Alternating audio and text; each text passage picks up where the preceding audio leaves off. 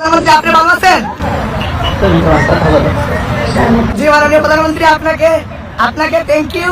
ডিম নিক্ষেপ করেছিলাম, আমরা ওখানে সংখ্যায় কম ছিলাম, কিন্তু আমরা প্রতিজ্ঞা করেছিলাম যে আমরা আওয়ামী লীগের নেতা কর্মীরা এবার ভয়ঙ্কর রূপে ফিরব। জি মাননীয় প্রধানমন্ত্রী, আপনাকে থ্যাংক ইউ। আপনি আমাকে নিয়ে, আমি জানি আপনি কালকে থেকে অনেক দুশ্চিন্তায় ছিলেন। মাননীয় প্রধানমন্ত্রী, আমি অতীতে যে শক্তিশালী ছিলাম তার চেয়ে 1000 গুণ বেশি আমরা শক্তিশালী হয়েছি। আপনাকে আমরা বাংলাদেশে ফিরিয়ে নিয়ে নেওয়ার আগ পর্যন্ত এবং বাংলাদেশ আওয়ামী লীগের 4.5 কোটি নেতা কর্মীদেরকে স্বাভাবিক এবং সুস্থ জীবনযাপন যতদিন পর্যন্ত না করাতে পারি ততদিন পর্যন্ত আপনার কর্মীরা আমরা এখানে সবাই একসাথে জেলে যাওয়ার জন্য রাজি। মাননীয় প্রধানমন্ত্রী, একটু ভিডিও দেই, আমি একটু, আপনি একটু দেখেন, ওকে ভিডিও দেই। হ্যাঁ জি, হ্যাঁ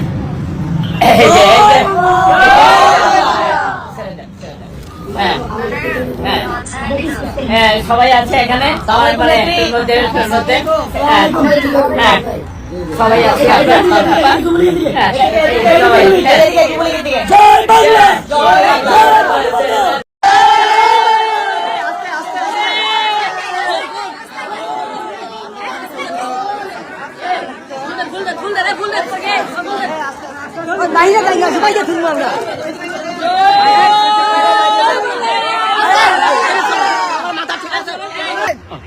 গত 14টি বছর থেকে নিজের জীবন এবং যৌবনের সর্বোচ্চটুকু দিয়ে যুক্তরাষ্ট্র যুবলীগের একজন কর্মী হিসাবে কাজ করে যাচ্ছি, কিন্তু আজকে আপনারা যারা জননেত্রী শেখ হাসিনার নির্দেশে গতকাল রাতে আমি কারাগারে যাওয়ার পর থেকে আপনারা সকলেই না ঘুমে না খেয়ে পরিবার পরিজনকে সময় না দিয়ে কারাগারের বারান্দায় ছিলেন।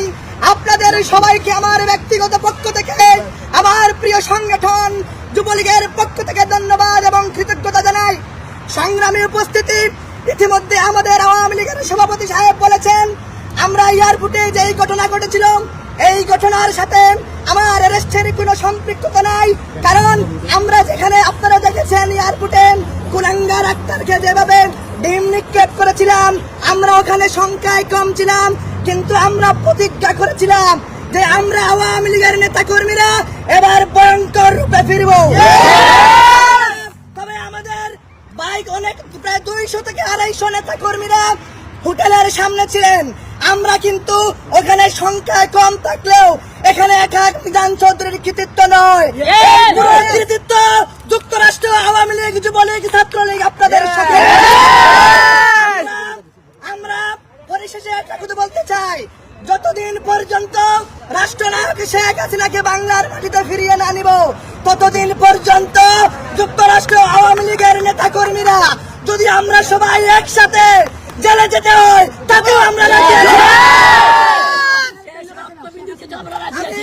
ধন্যবাদ দিতে চাই যুক্তরাষ্ট্র আওয়ামী লীগের সভাপতি, যিনি আমি জেলে যাওয়ার পর থেকে আমার পরিবারের সাথে যোগাযোগ করেছেন, মাননীয় নেত্রীর সাথে যোগাযোগ করেছেন, আপনারা সকলেই নেত্রীর সাথে যোগাযোগ করেছেন, আপনাদেরকেও ধন্যবাদ। প্রিয় বন্ধুরা আমার, আমি শুধু একটি কথা বলতে চাই, কাল রাতে যখন আমার হাতে হাত করানো পড়া হয়েছিল আমি গাড়িতে ওঠার আগে বলেছিলাম শেখ হাসিনার কর্মীদেরকে দাবায় রাখা সম্ভব। গাড়িতে বসার পরে যখনই আমার বৃদ্ধ মায়ের কথা মনে পড়ে ওদের এই চোখ দিয়ে পানি আসছিল। আমি যখন প্রেজেন্টে গেছিলাম আমি পৃথিবী দেখি নাই, শুধু গোলাকার কালো দেখা যাচ্ছিল।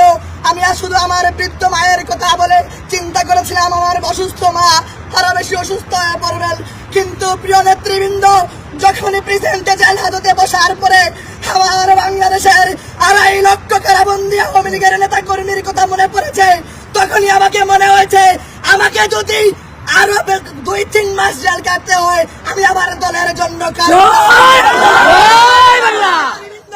আপনারা জানেন গত 14টি মাস থেকে বাংলাদেশ আওয়ামী লীগের 4 কোটি নেতা কর্মীর মুখে কোনো হাসি নেই, ভিতরে কোনো সুখ নেই, শান্তি নেই, কিন্তু আমরা গতকালকে আওয়ামী লীগ পরিবার 14 সেকেন্ডের জন্য হলে আওয়ামী লীগের 4.5 কোটি নেতা কর্মীর মুখে হাসি ফুটাতে।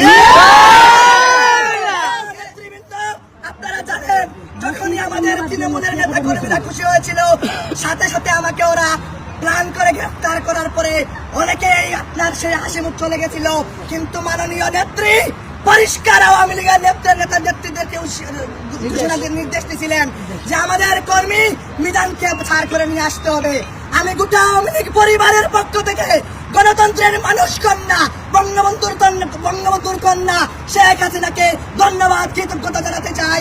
মাননীয় নেত্রী, আমরা আওয়ামী লীগ পরিবার আজকে 2 হাত তুলে প্রতিজ্ঞা করছি, যতদিন পর্যন্ত আপনাকে বাংলার মাটিতে সসম্মানে নিব না, যতদিন পর্যন্ত বাংলাদেশে আওয়ামী লীগের 4.5 কোটি নেতা কর্মীদেরকে স্বাভাবিক এবং সুস্থ জীবনযাপন করা সম্ভব হবে না, ততদিন পর্যন্ত আমরা এদেরকে রাজরাস্তায় মোকাবেলা করবো। আপনারা জানেন আমি অনেক ক্লান্ত, তারপরে এখানে শত শত মুজিব সৈনিকদেরকে দেখার পরে আজকে আমি পরিশেষে একটি রিকোয়েস্ট করতে চাই, মুজিব সৈনিককে দাবায় রাখা সম্ভব নয়। আমরা কালকে একজন মিজান জেল হাজতে গেছি, এখন আমরা সবাই জেল হাজতে রাজি আছি। তাই পরিশেষে আমরা একটা স্লোগান ধরতে চাই, একটাই স্লোগান, সেটা হচ্ছে শেখ